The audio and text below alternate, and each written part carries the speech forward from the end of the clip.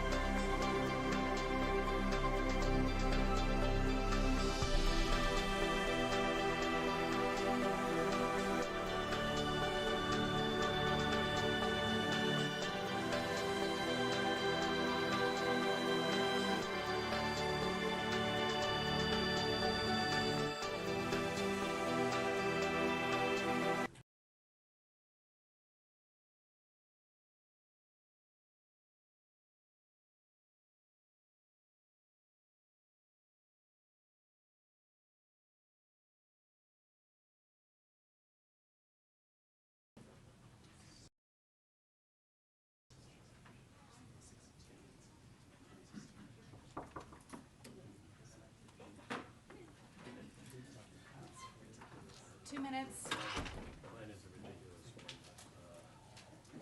They are upgrading our laptops to Windows 11. And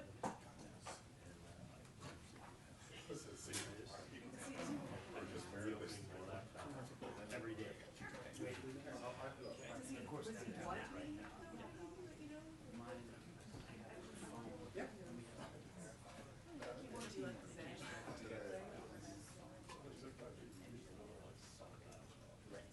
So if I close this, I'm totally screwed.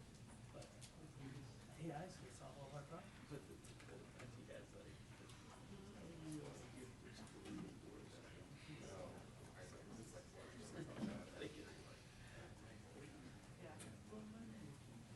Remember when it used to just be 4 times?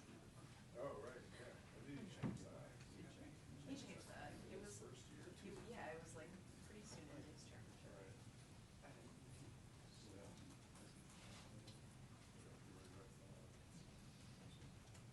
But no, it was helpful.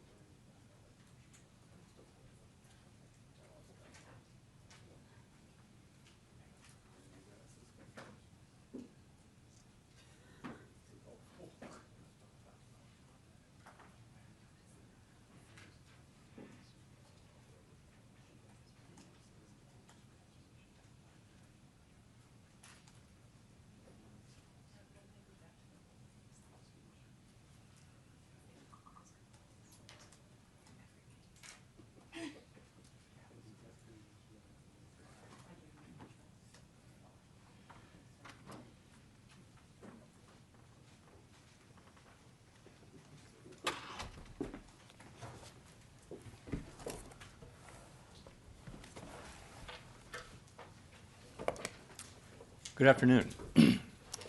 My colleagues and I remain squarely focused on achieving our dual mandate goals of maximum employment and stable prices for the benefit of the American people.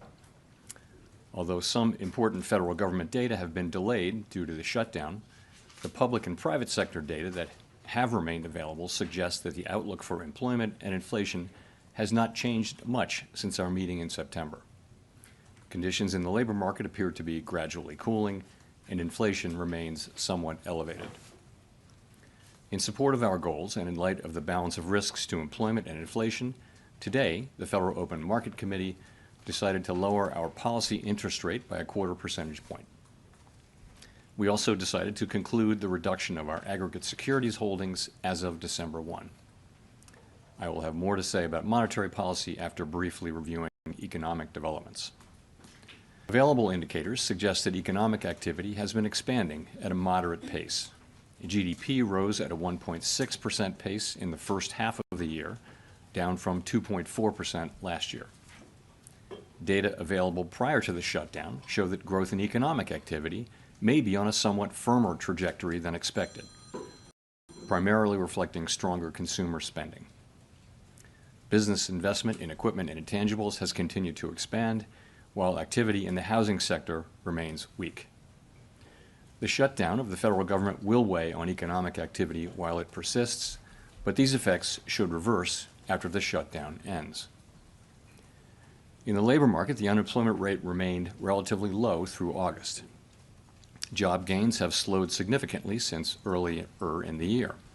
A good part of the slowing likely reflects a decline in the growth of the labor force due to lower immigration and labor force participation, though labor demand has clearly softened as well. Although official employment data for September are delayed, available evidence suggests that both layoffs and hiring remain low, and that both households' perceptions of job availability and firms' perceptions of hiring difficulty continue to decline. In this less dynamic and somewhat softer labor market, the downside risks to employment appear to have risen in recent months. Inflation has eased significantly from its highs in mid-2022, but remains somewhat elevated relative to our 2% longer-run goal. Estimates based on the Consumer Price Index suggest that total PCE prices rose 2.8% over the 12 months ending in September, and that, excluding the volatile food and energy categories, core PCE prices rose 2.8% as well. These readings are higher than earlier in the year as inflation for goods has picked up. In contrast, disinflation appears to be continuing for services. Near-term measures of inflation expectations have moved up on balance over the course of this year.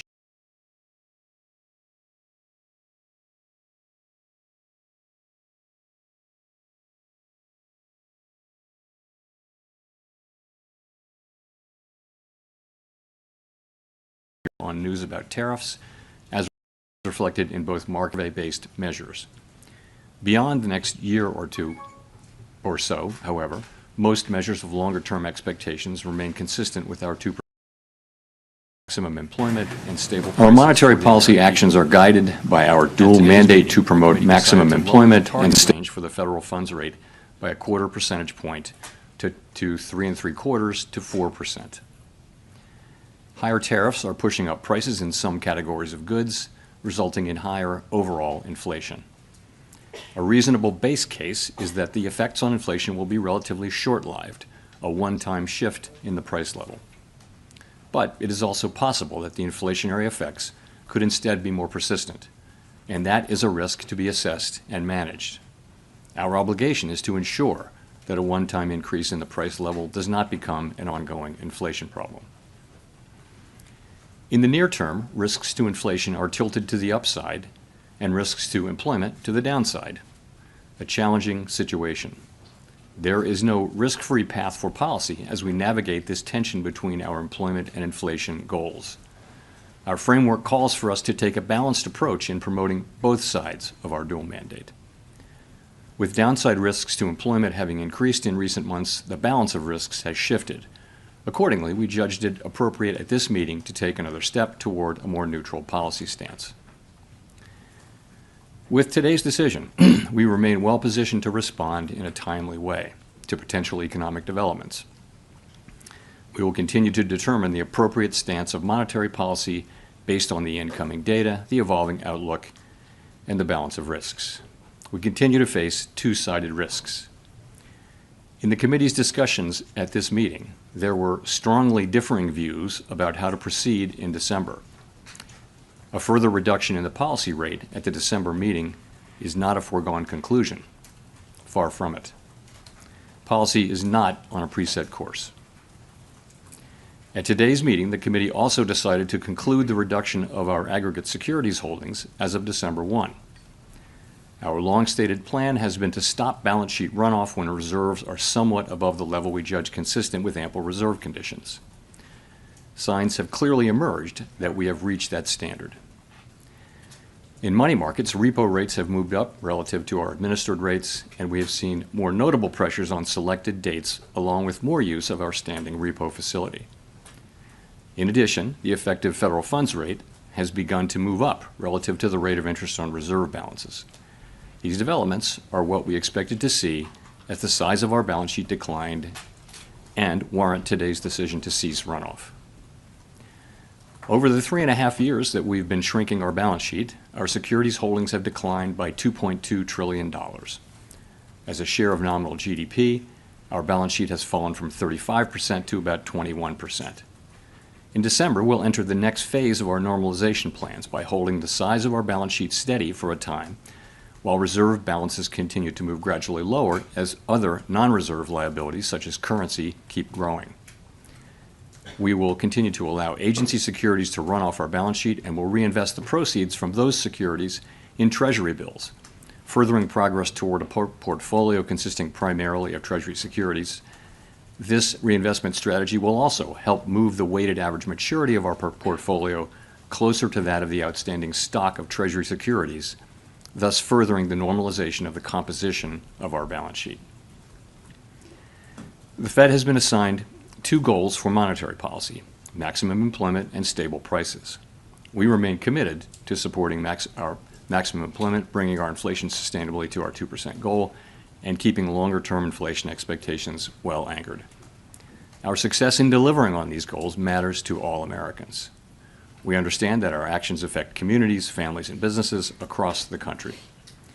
Everything we do is in service to our public mission. We at the Fed will do everything we can to achieve our maximum employment and price stability goals. Thank you. I look forward to your questions. Nick.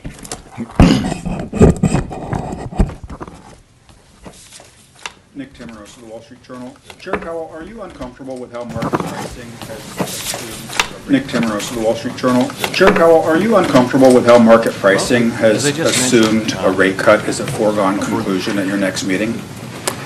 Well, as I just mentioned, a further reduction in the policy rate at the December meeting is not a foregone conclusion, as I've just said. So I would say that needs to be taken on board. We had, I would just say this, 19 participants on the committee. Everyone works very hard at this and takes their obligations to serve the American people very seriously.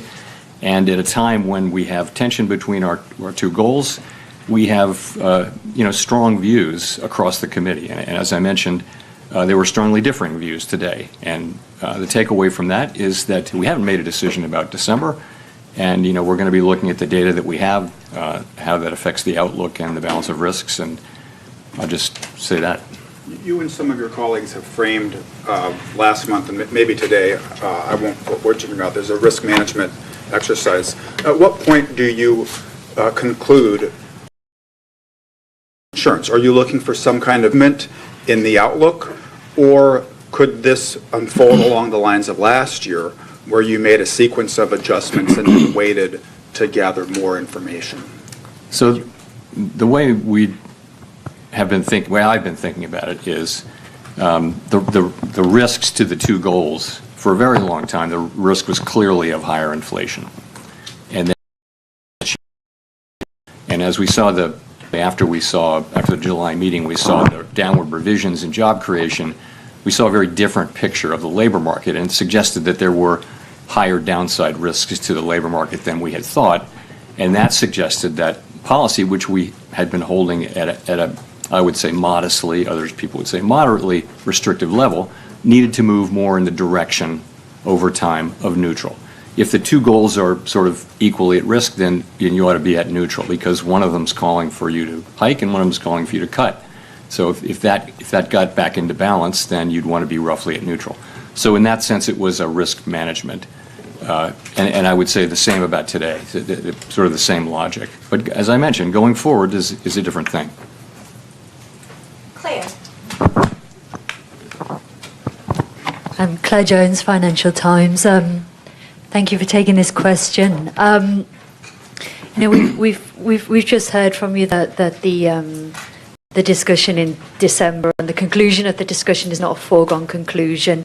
I'd like to just dig into that a little bit more about what sort of arguments were brought up. Was there any consideration, for instance, of the investment we're seeing in AI and some of the generation of household wealth through rises in stock prices related to the AI boom?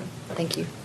I wouldn't say that's a factor in everyone's assessment of the economy. I wouldn't say it's the driving factor. I don't think for anybody. I guess I would say it this way. Once again, I would just say that we have the situation where the risks are to the upside for inflation and to the downside for employment. We have one tool. It can't do both of those. You can't address both of those at once. You've got a very different situation. So you have some people have different forecasts, right? So they'll forecast faster or slower progress on one or the other, and they also have different levels of risk aversion. And some will be more averse to inflation overruns, and some will be more averse to underruns of employment. And so you put that together, and as you can see from the SEP and from the public discussion that goes on between the meetings when participants go out and talk, they're very disparate views, and they were reflected in strongly differing views in today's meeting, as I pointed out in my remarks. And that's what leads me to say that, that we haven't made a decision about December. I always say that. It's a fact that we don't make decisions in advance. But I'm saying something in addition here, is that it's not to be seen as a foregone conclusion. In fact, far from it. Can I just ask a quick follow-up on QT? How much of the fund impressions we've seen in money markets are related to the U.S. Treasury issuing more short-term debt? That could be one of the factors, but the reality is we've seen, the things that we've seen, higher repo rates and federal funds rate moving up. These are the very things that we look for. We actually have a framework for looking at, what the place we're trying to reach. What we said for a long time now is that when we feel like we're a little bit or a bit above what we consider a level that's ample, that we would freeze the size of the balance sheet. Of course, reserves will continue to decline from that point forward as non-reserve liabilities grow. So this happened, some things have been happening for some time now, showing a gradual tightening in money market conditions. Really in the last, call it 3 weeks or so, you've seen more significant tightening, and I think a clear assessment that we're at that place. The other thing is, you know, the balance sheet is shrinking at a very, very slow pace now. We've reduced it by half twice, and so there's not a lot of benefit to be holding on to get the last few dollars, because, you know, again, the balance sheets, the reserves are going to continue to shrink as non-reserves grow. So, you know, there was support on the committee as we thought about it to go ahead with this and announce effective December 1 that we will be, you know, freezing the size of the balance sheet. And the December 1 date gives the markets a little bit of time to adapt. Colby. Thank you. Colby Smith with the New York Times. So much of the rationale for cutting interest rates, even as inflation moves away from the 2% target, seems to be, you know, that there are these mounting downside risks to the labor market. But if those don't materialize and the labor market either stabilizes around current employment levels or even starts to strengthen somewhat, how would that change your perception of how much interest rates need to fall from here? Would you then be a bit more concerned about underlying inflation and the possibility of second-round effects from tariffs? Yeah, I mean, in principle, if you were to see data that suggested that the labor market's strengthening or even that it's stabilizing, you know, that would certainly play into our decisions going forward. So, we do have, you know, we get some data. The labor market is a place where we get, for example, we get the state-level data on initial claims, which are sending a sort of a signal of more of the same. We also get, you know, job openings, and we'll get lots of survey data. We'll get the Beige Book and things like that. So we'll have a picture of what's going on in the labor market, and, you know, the fact that we're not seeing an uptick in claims or a downtick really in openings suggests that you're seeing maybe continued very gradual cooling, but nothing more than that. That does give you some comfort.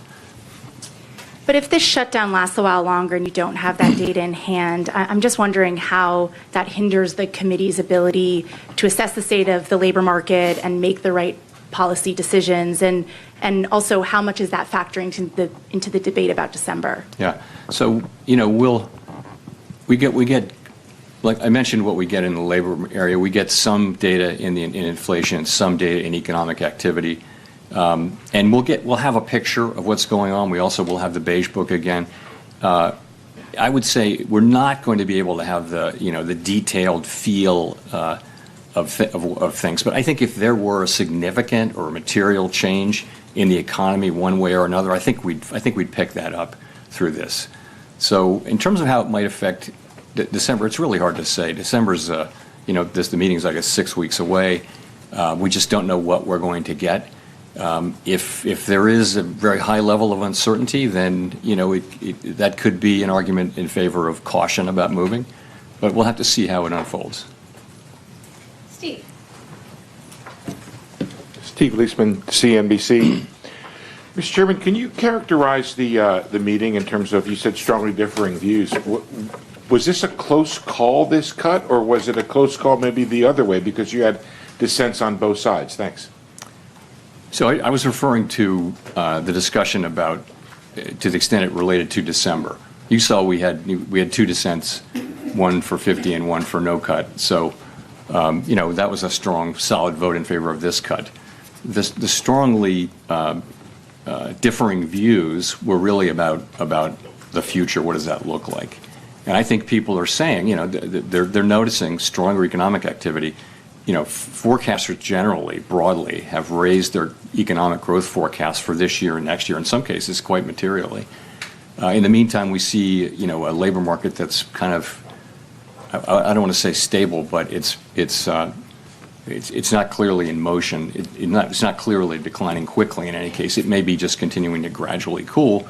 And again, people have different forecasts and expectations about the economy and different risk tolerances. And so you read the SEP, you read the speeches, you know there are differing views on the committee, and to the point where I said what I said. And just to follow up on the balance sheet, if you stop at the runoff now, does that mean you have to go back to actually adding assets sometime next year so that the balance sheet doesn't shrink as a percent of GDP and become a tightening factor? So you're right. The place we'll be on December 1 is that the size of the balance sheet is frozen.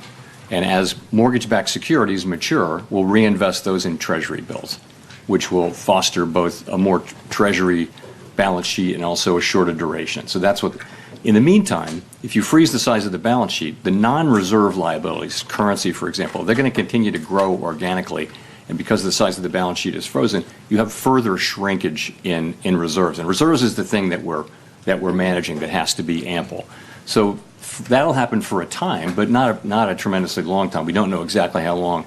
But at a certain point, you'll want to start reserves to start gradually growing to keep up with, you know, the size of the banking system and the size of the economy. So we'll be adding reserves at a certain point, and that's the last point. Even then, we didn't make decisions about this today, but we did talk today about the composition of the balance sheet, and there's a desire that the balance sheet be right now it's got a lot more duration than the outstanding universe of Treasury securities, and we want to move to a place where we're closer to that duration. That'll take some time. We haven't made a decision about the ultimate endpoint, but we all agree that we want to move more in the direction of a balance sheet that more closely reflects the outstanding Treasuries, and that means a shorter duration balance sheet. Now, this is something that's going to take a long time and move very, very gradually.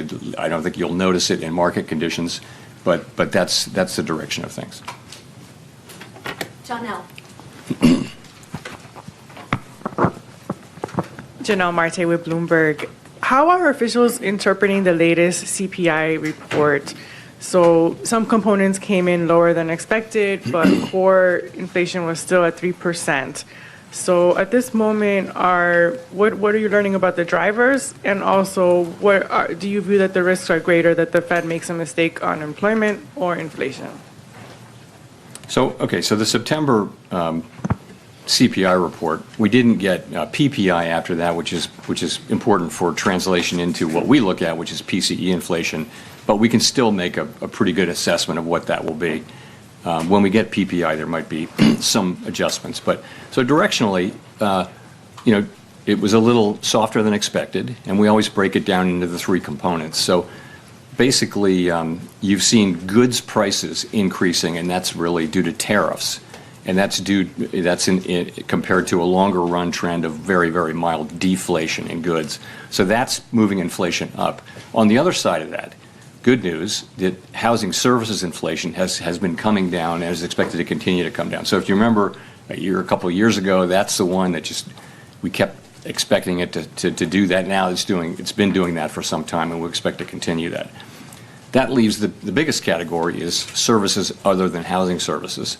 And that's kind of been moving sideways over the last few months, but a significant part of that is non-market services, and we don't take a lot of signal about the tightness of the economy from that. So if you add all that up, a couple things to say. One is that inflation away from tariffs is actually not so far from our 2% goal. We estimate, people have different estimates of what that is, but it might be, 5 or 6 tenths, and so that if it's 2.8, then core PCE, not including tariffs, might be 2.3 or 2.4 in that range, something like that. So that's not so far from your goal. So that we look at that, and the thing about tariff inflation is the base case is that it will come, and it probably will increase further. But it is that it will be a one-time increase. And, we've been very focused for all of this year at making sure that that's the case and thinking carefully about what are the pathways through which it could become something else, troublesome inflation. One of those would be, a really tight labor market. We don't see that. Another could be inflation expectations moving. We don't see that. So I think, we're watching this very carefully. I think it's not the case that we're just assuming that it's going to be a one-time inflation. We understand fully that this is a risk we have to monitor and ultimately manage. With the stubborn in services inflation, what are some of the things that the Fed could do to address that and especially when we're seeing potentially labor supply challenges. Sorry, say that first. The stubborn services inflation that you mentioned. Service inflation, yeah. Well, again, the part of services inflation that isn't coming down as we would like it to is the non-market part of non-housing services. And, overall, that's just something that we expect will come down. The non-market part of it should come down. It largely reflects higher stock prices and financial services that are imputed rather than actually paid is a big part of that.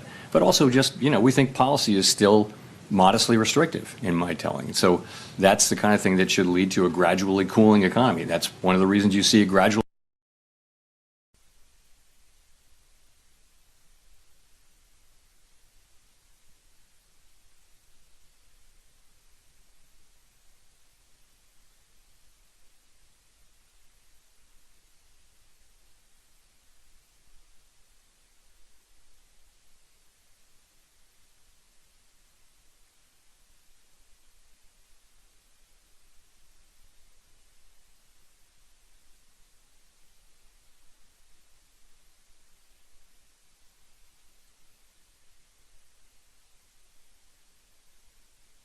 estimates based on the Consumer Price Index suggest that total PCE prices rose 2.8% over the 12 months ending in September. Excluding the volatile food and energy categories, core PCE prices rose 2.8% as well. These readings are higher than earlier in the year as inflation for goods has picked up. In contrast, disinflation appears to be continuing for services. Near-term measures of inflation expectations have moved up on balance over the course of this year on news about tariffs, as reflected in both market and survey-based measures. Beyond the next year or two or so, however, most measures of longer-term expectations remain consistent with our 2% inflation goal. Our monetary policy actions are guided by our dual mandate to promote maximum employment and stable prices for the American people. At today's meeting, the committee decided to lower the target range for the federal funds rate by a 1/4 percentage point to 3.75% to 4%. Higher tariffs are pushing up prices in some categories of goods, resulting in higher overall inflation. A reasonable base case is that the effects on inflation will be relatively short-lived, a one-time shift in the price level. But it is also possible that the inflationary effects could instead be more persistent, and that is a risk to be assessed and managed. Our obligation is to ensure that a one-time increase in the price level does not become an ongoing inflation problem. In the near term, risks to inflation are tilted to the upside and risks to employment to the downside, a challenging situation. There is no risk-free path for policy as we navigate this tension between our employment and inflation goals. Our framework calls for us to take a balanced approach in promoting both sides of our dual mandate.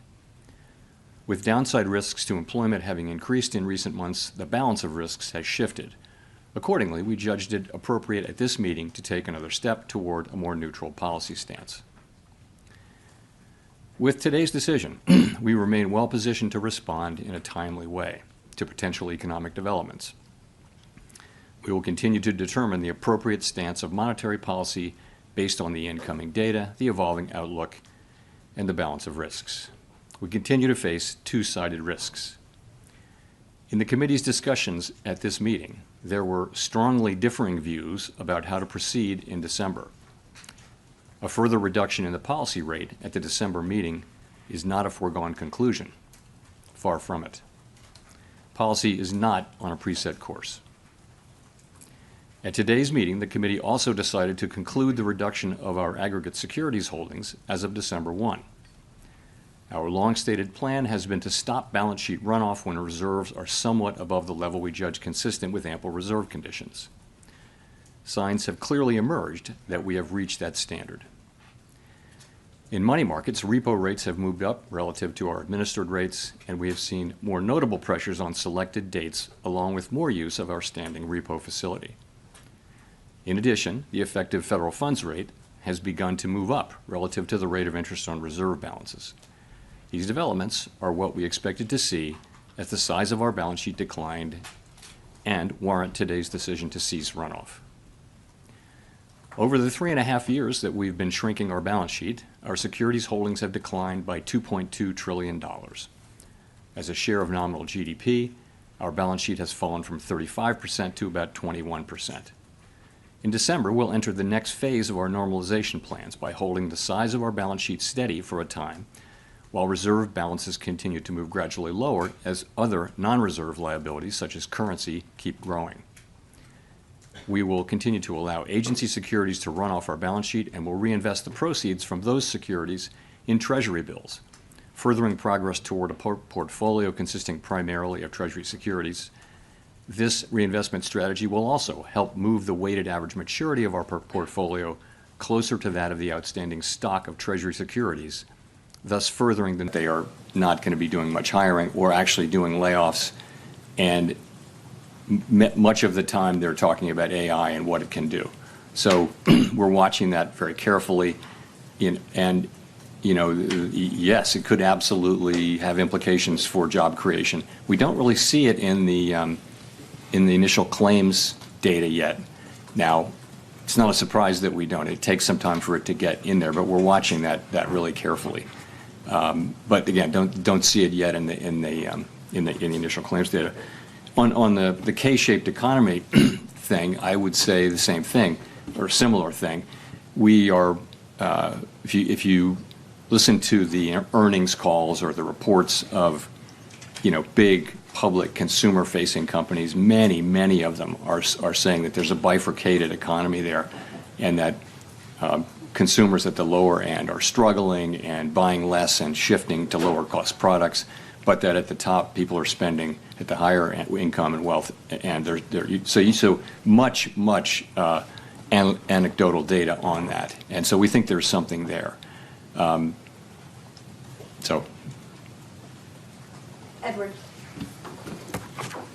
Thank you, Edward Lawrence with Fox Business. So, Mr. Chairman, I want to take another crack at the further reduction of rates is not a foregone conclusion. So in December, you said far from it. So if a cut might not be on the table for December because of lack of data, what does the other concerns then stem from? So if it's not lack of data as the reason December is not a foregone conclusion, what other things could be the concern then? Well, the perspectives of people on the committee that, we've now moved 150 basis points, and that we're down into, you're into that range between 3 and 4 where many estimates of the neutral rate live in that 3 to 4% area. You're there now. You're above the median number for the committee, but I think there are people on the committee who have higher estimates of the neutral rate, and that's you can argue these positions since it can't be directly observed, the neutral rate. So, I think for some part of the committee, it's time to maybe take a step back and see whether there really are downside risks to the labor market, or see whether in fact the growth that the stronger growth that we're seeing is real. Ordinarily, the labor market is a better indicator of the momentum of the economy than the spending data. That's the lore. In this case, that gives a more downbeat read. So people just have, again, we've cut 50 more basis points in the last 2 meetings, and there's a sense like, let's pause here, kind of thing, and a sense from others wanting to go ahead. But that's why I say differing views, strongly differing views.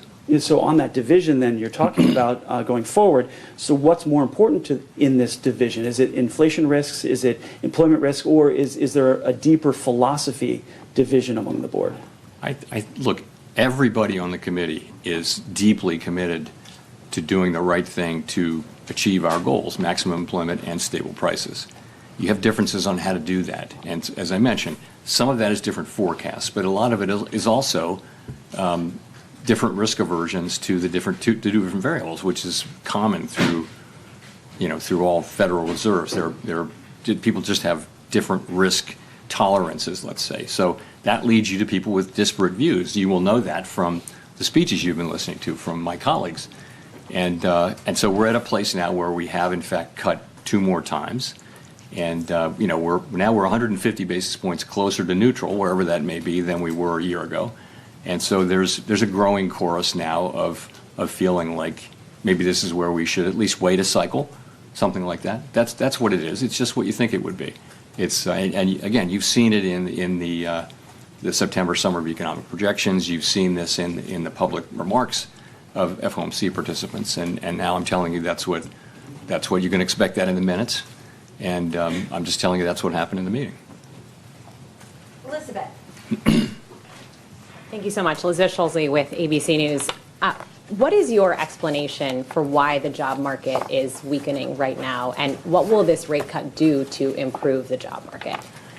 So I think there are 2 things affecting the job market, and one of them is just a dramatic reduction in the supply of new workers. And that's 2 things. That's declining labor force participation, which is a cyclical thing, and then there's declining immigration, which is just a big policy change that actually began in the last administration and it has been accelerated now. So a big part of the whole story is that supply side story. Okay. In addition, labor demand has declined, and the unemployment rate has gone down, meaning that demand for workers is going down a little more than supply. So that's what's going on, but it is mostly a supply function. It's mostly a function of the change in supply, I think, and many people think. So the question then is, what does the our tool do, which supports demand, and I would just say when you're in a situation where job creation, if you adjust for likely overcounting in the way that BLS does its work, is pretty close to 0. So maximum employment doesn't, on a sustainable basis, if you're creating 0 jobs, if it's in equilibrium, if it's in balance, it's a pretty, as I said before, a pretty curious balance. So, I thought, and many of my colleagues thought, in fact, you've seen the last 2 meetings, that it was appropriate for us to react by supporting demand with our rates. And we've done that. We've reduced so that rates are looser. I wouldn't say that they're accommodative right now, but they're meaningfully less tight than they were. And that should help so that at least the labor market doesn't get worse. So it's a complicated situation, and some people argue that this is supply and we really can't affect it much with our tools, but others argue, as I do, that there is an effect from demand and that we should use our tools to support the labor market when we see this happening. You also talked about tariffs causing a one-time price increase. Should American household consumers expect that inflation will continue to go up this year because of those tariffs? So the basic expectation is that there will be some additional increase in inflation because it takes a while for tariffs to work their way through the production chain and finally get to consumers. And we see this now from the tariffs that were put in place now many months ago. We see those effects, but if you put tariffs in effect, and they've been coming into effect consistently in February, March, April, May, and that's all happening. So that'll continue to happen for some time, probably into the spring. These are not big increases, though. These are a tenth or so on inflation. They may be big increases on a particular product that's been tariffed, but overall, these are fairly modest. I think some projections go, we're at 2.8% inflation. You might get 2 or 3 more tenths or 4 more tenths maybe. But then, as all of the tariffs are in, they stop generating inflation. You've had a one-time price increase. As long as you're not, at least this is the theory, this is how we believe and hope that it will work out. Once the last tariff is put on something, at that point, it becomes a higher price level, but it stops going up, if you will. Prices stop going up. They'll just be at that level. And then measured inflation will come back down to non-tariff inflation. As I mentioned, non-tariff inflation is not so far from 2% now. Now, consumers are not interested in that story. Their prices are higher. More than that, the reason they're so unhappy about inflation is the inflation that we had in 2021, 2, and 3. Because, you can say that prices aren't going up as much, but that doesn't mean people aren't feeling those higher prices from the inflation we had 2 or 3 years ago. They are, and that's I think a large part of why the public, if you sample people, inflation is still very much making people quite unhappy. Even, you know, and it's nice that, you know, that prices are not going up as fast as they were, but they're still much higher than they were. And it'll take some time for that effect to wear off. As real incomes rise, it will feel better over time, but that's going to take time. Michael McKee from Bloomberg Television and Radio. Do you have any concerns that equity markets are or are close to being overvalued at this point? You know, we don't look at any one asset price and say, hey, that's wrong. You know, it's not our job to do that. We look at the overall financial system, and we ask whether it's stable and whether it could withstand shocks, right? So, you know, banks are well capitalized, while some households are clearly under stress. In the aggregate, you know, households are in good shape financially, relatively manageable levels of debt. At the lower income spectrum, you are seeing rising defaults, particularly around subprime auto, but nonetheless, in the aggregate, pretty good. You don't see too much leverage in the banking system or the financial system. It's a mixed picture, but it's not an overly troubling picture. And again, I'm not. It's not appropriate. You know, we don't set asset prices. Markets do that. Well, you must be well aware that by lowering interest rates, you're contributing to additional asset price increases. And I wonder how you balance the idea that lowering rates would help the labor market with the reality that it seems more likely to be stimulating increased investment in AI, which is the rationale for thousands of job cuts that have been announced in the last few weeks. Yeah, I don't think interest rates are an important part of the AI of the data center story. I think, you know, people think they're great economics in building these data centers, and they're making a lot of money, and they think they have very high present value and all that sort of thing. It's not you know, about 25 basis points here or there. You know, we use our tools to support the labor market and to create price stability. That's what we do. That's our two jobs, right? So we're here by lowering rates at the margin, that will support demand, and that will support more hiring. And that's why we do it. Now, no 25 basis point or even 50 basis point hike is going to be a dispositive thing, but ultimately, you know, lower rates will support more demand, and that'll support hiring over time. And of course, we also have to be careful about this, which is what we've been doing, because we know where inflation is, and we know that, you know, I've told you the story. It's a complicated story, but this is the best assessment that we can make. But you know, because there's uncertainty around inflation and the path ahead for inflation, that's why we're going. That's why the pace we're going has been a careful one. Victoria. Hi, Victoria Guida from Politico. On AI, I'm just wondering, you know, it seems like a lot of the economic growth that we've been seeing is fed by investments in AI. So how worried are you about what a sudden contraction in tech investment would mean for the overall economy? Is there enough strength in other sectors? And specifically, are there any lessons that you take from the 1990s in how you might approach what's happening right now? Yeah, this is different. In the sense that the companies that are so highly valued actually have earnings and stuff like that. So if you go back to the 90s and the dot-com, these were ideas rather than companies, and you know so there's a clear bubble there. Whereas I won't go into particular names, but they actually have earnings, and you know it looks like they have business models and profits and that kind of thing. So it's really a different thing. You know, the investment we're getting in equipment and all those things that go into creating data centers and feeding the AI, it's clearly one of the big sources of growth in the economy. Consumer spending also, though, has been, you know, is much bigger than that and has been growing and has defied a lot of, you know, negative forecasts, continuing to do so this year. Consumers are still spending. Now, it may be mostly higher-end consumers, or maybe skewed that way. But the consumer is spending, and that's a big chunk of what's going on in the economy, substantially bigger than AI. You could point to growth. I mean, actually, maybe growth as opposed to level, but consumer spending is a much bigger part of the economy. And why do you think that the labor market is slowing so much, even though consumer spending is strong? Why has it slowed so much? Well, what's happened is that the supply of workers has dropped very, very sharply due to mainly immigration, but also lower labor force participation.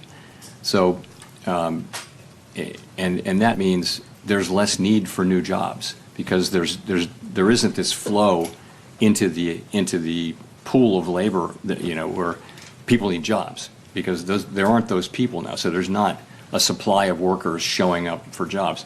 In addition, demand has also gone down, and so has labor force participation has declined, which is more of a sign, in this case, of demand as well as trend. So I think you're seeing some softening. The economy's growing at a slower rate than it was, 2.4% last year. We think around 1.6% this year. It could have been a couple of tenths higher if not for the shutdown. And of course, that will reverse. But, you still got the economy growing at a moderate pace. Andrew. Hey there, Andrew Ackerman with the with the Washington Post. I wanted to ask if you could elaborate on how you think about policy in the context of the data drought. Does it make you inclined to stick with your plans as set out in September in the absence of the data that might change your mind, or does it make you inclined to proceed with added caution because of uncertainty? Yeah, well, we'll know when we face that question, if we face that question. It'll probably be argued both ways, right? But I've said a couple times here that, if you really aren't getting information you really don't know, and the economy looks like it's solid and stable and hasn't really changed, there will be an argument. I don't know how persuasive it will be, but there will be an argument that, you slow down when you can't see as far ahead. Others may argue, I'm not sure where this argument will come, but you're perfectly right that you could also argue, well, things haven't really changed, but you might not know that, So I don't know whether we'll face this or not. I hope we don't. I hope by the time of the December meeting we're getting, a better flow of data. But if we're going to have to do our jobs one way or the other. Okay. I also just wanted to ask a FinReg question. I think several years ago you said the overall amount of capital in the system was about right. As the Fed moves forward with a revised Basel proposal, potentially changes to the GSIB surcharge, has that changed at all? Or are you planning to significantly reduce the amount of capital in the system? Thanks. So there are discussions going on, I think, among the agencies, and I don't want to get ahead of those discussions. I continue to think that the level of capital, when I said that in 2020, was about right. And of course, there's been much capital added since then through various mechanisms. But I look forward to. I know those discussions are really just getting going. They haven't come to the point where they're got a whole plan and that kind of thing. So I really don't have much to say on that. Brian. Hi, Chairman Powell. Brian Chung with NBC News. Is the weakness in the jobs market accelerating, and who's at risk if the interest rate cuts are not the effective medicine for a further slowdown in the labor market? So we do not see the weakness, as you put it, the weakness in the job market accelerating. I would say, and again, we didn't get the September employment report, payroll report, but we look at, the unemployment insurance claims, initial claims are reported at the state level, and we still get those, and we can accumulate them and get the national number. And there's really, no story. You can look at the numbers. Same thing with the job openings we get from Indeed. There's just no story over the last 4 weeks. It's kind of stable. So you don't see anything that says that the job market is, or really any part of the economy is making a significant deterioration. Don't see that. You see more things like I mentioned, though, which is you see big companies making announcements of either of layoffs or of the idea that they won't need to hire. Their number of employees is not expected to go up over a number of years. There may be different people working there. They say that too, but they don't need a bigger head count. So you see those kinds of things. You don't see it in the aggregate numbers. The layoff numbers have not gone up, but job creation is very low. the job finding rate for people who are unemployed is very low. But the unemployment rate is very low as well. 4.3% is a low unemployment rate. So as you make these cuts, is it the lower income workers that you're thinking about, or those who might have their jobs automated? Is there a particular that we're section thinking of of the labor market that you're particularly? So we can't, our tools don't allow us to target any demographic or any income level and that kind of thing. I do think that people, we saw this during the global financial crisis and the long recovery. If you have a long period of very strong labor market conditions, it benefits people at the lower end the most. The last 2 or 3 years of that long expansion, people at the lower part of the income spectrum were getting the biggest benefits, and lots of things were happening in that space demographically, which were very constructive. And we're not at that place right now. But so, a stronger labor market is the best thing we can do for the public. It's also part of our job. It is half of our job, but it is absolutely the best thing we can do for people. Along with keeping prices stable, those two things. Inflation also hurts people on fixed incomes more than other people. Courtney. Hi, Chair Powell. Courtney Brown from Axios. As you know, the 12 Reserve Bank presidents' terms are up for renewal at the end of February. I'm wondering if you can give us a timeline for when the board will consider those reappointments and whether we can expect everyone to be re-upped or if we can expect some changes. So it's a process that we go through under the law. The way the law works is we have a reappointment process every 5 years for all of the reserve, each of them and all of them. We're in the middle of that process, and we're going to complete it in a timely way. And that's really all I can say. Okay, thank you. Daniel. Daniel Davis, Agence France Presse. You've now had dissents in 3 consecutive FOMC meetings, but in this meeting you had dissents going in both directions, and you've just mentioned there's strong disagreement over the future path of rate cuts. Have these disagreements complicated your role presiding over the FOMC meetings, and if so, how? I wouldn't say that, no. I think you have to take what comes, and what comes right now is a pretty challenging situation where we have, first of all, we have 4.3% unemployment. We have an economy that's growing close to 2%. So, overall, it's a good picture. It's a good picture. But in terms of our policy, we have upside risks to inflation, downside risks to employment, and this is a very difficult thing for a central bank because, one of those calls for rates to be lower, one calls for rates to be higher. We can't do both, so we have to balance the two. And so it's a challenging thing, and as we have worked our way through this process, you would expect that there will be a range of views across the committee on what to do and the speed with which we should do it. And that's what we have. That makes a lot of sense to me. All of these people are, people who take their jobs very seriously, work very hard at this, and just want to do what's right for the American people, but they have different views on what that is. And, it's an honor to work among people who care that much. It is, but I don't feel that it's unfair or anything like that. It's a time when we're making quite difficult judgments in real time, and I believe we'll get through this. And I think we've done sort of the right thing so far this year. I think it was appropriate for us to be careful about this. I think it would not be appropriate to just ignore or assume away the inflation issue. At the same time, I think the risk of higher, more persistent inflation has declined significantly since April. And if we do wind up resuming rate cuts at some point, we will at some point.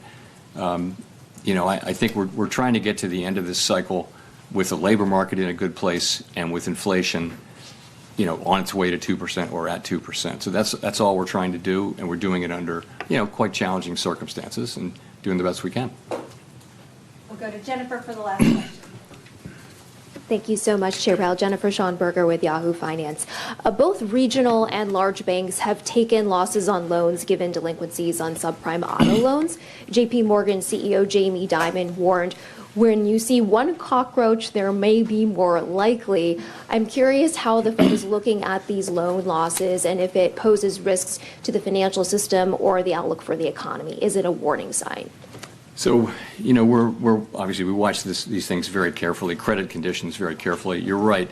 You've seen rising defaults in subprime credit for some time now, and now you've seen a number of subprime credit, automobile credit institutions having significant losses, and some of those losses are now showing up on the books of banks. You know, we're looking at it carefully. We're paying close attention.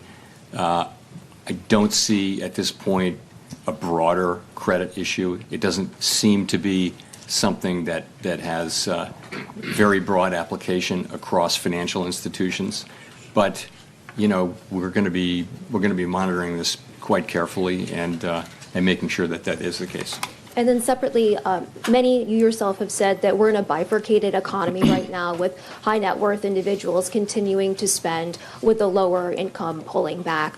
How much of consumer spending continuing hinges on the stock market remaining strong? In some odd way, does the market help keep the economy buoyant? So there's some relationship there, but remember, the more wealth someone has, the lower an additional dollar of wealth matters. So your marginal propensity to consume declines quite dramatically as you reach levels of stock market wealth. So, you know, the stock market, it would affect spending if the stock market went down, but it wouldn't drop sharply unless there were quite a sharp drop in the in the stock market. People at the lower end of income and wealth have a much higher marginal propensity to consume of an incremental dollar of income or wealth, but they don't have the stock market wealth. So I think it's certainly a factor supporting consumption right now.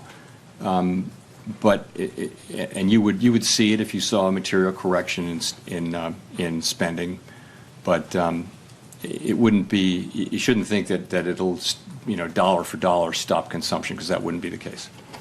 Thanks very much.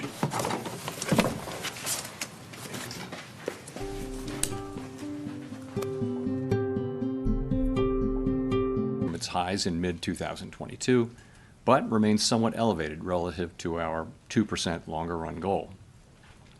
Estimates based on the Consumer Price Index suggest that total PCE prices rose 2.8% over the 12 months ending in September, and that, excluding the volatile food and energy categories, core PCE prices rose 2.8% as well. These readings are higher than earlier in the year as inflation for goods has picked up. In contrast, disinflation appears to be continuing for services. Near-term measures of inflation expectations have moved up on balance over the course of this year on news about tariffs, as reflected in both market and survey-based measures. Beyond the next year or two or so, however, most measures of longer-term expectations remain consistent with our 2% inflation goal. Our monetary policy actions are guided by our dual mandate to promote maximum employment and stable prices for the American people. At today's meeting, the committee decided to lower the target range for the federal funds rate by a 1/4 percentage point to 3 3/4 to 4%. Higher tariffs are pushing up prices in some categories of goods, resulting in higher overall inflation. A reasonable base case is that the effects on inflation will be relatively short-lived, a one-time shift in the price level. But it is also possible that the inflationary effects could instead be more persistent, and that is a risk to be assessed and managed.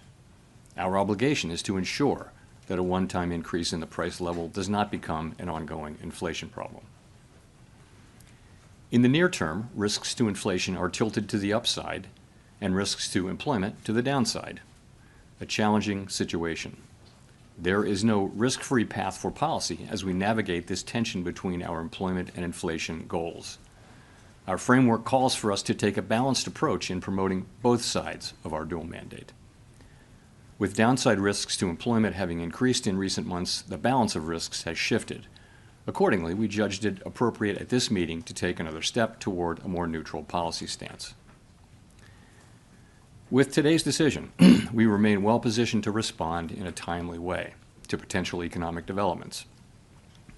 We will continue to determine the appropriate stance of monetary policy based on the incoming data, the evolving outlook, and the balance of risks.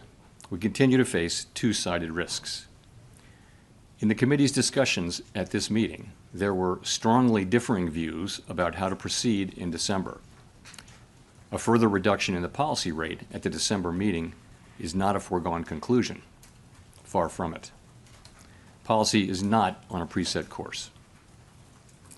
At today's meeting, the committee also decided to conclude the reduction of our aggregate securities holdings as of December 1.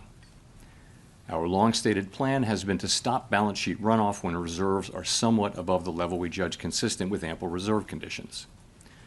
Signs have clearly emerged that we have reached that standard.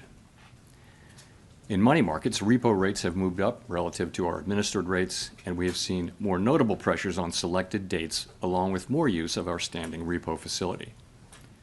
In addition, the effective federal funds rate has begun to move up relative to the rate of interest on reserve balances. These developments are what we expected to see as the size of our balance sheet declined and warrant today's decision to cease runoff. Over the 3.5 years that we've been shrinking our balance sheet, our securities holdings have declined by $2.2 trillion. As a share of nominal GDP, our balance sheet has fallen from 35% to about 21%. In December, we'll enter the next phase of our normalization plans by holding the size of our balance sheet steady for a time, while reserve balances continue to move gradually lower as other non-reserve liabilities, such as currency, keep growing. We will continue to allow agency securities to run off our balance sheet and will reinvest the proceeds from those securities in Treasury bills, furthering progress toward a portfolio consisting primarily of Treasury securities. This reinvestment strategy will also help move the weighted average maturity of our portfolio closer to that of the outstanding stock of Treasury securities, thus furthering the normalization of the composition of our balance sheet. The Fed has been assigned two goals for monetary policy: maximum employment and stable prices. We remain committed to supporting our maximum employment, bringing our inflation sustainably to our 2% goal, and keeping longer-term inflation expectations well anchored. Our success in delivering on these goals matters to all Americans. We understand that our actions affect communities, families, and businesses across the country. Everything we do is in service to our public mission. We at the Fed will do everything we can to achieve our maximum employment. Good afternoon.